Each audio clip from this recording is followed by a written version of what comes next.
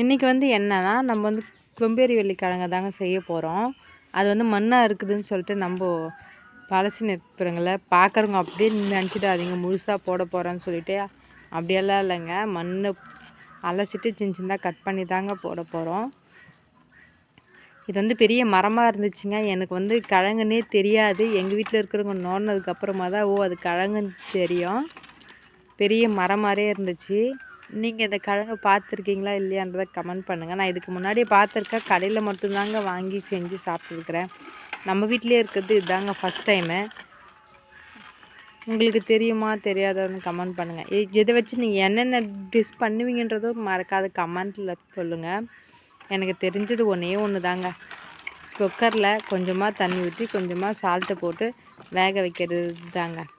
உங்களுக்கு வேறு ஏதாச்சும் வித்தியாசமாக ஏதாச்சும் தெரிஞ்சால் மறக்காத கமெண்ட் பண்ணுங்கள். இந்த கிழங்குக்கு உங்கள் ஊரில் என்ன பேருன்றது தெரிஞ்சாலும் மறக்காத கமெண்ட் பண்ணுங்கள்.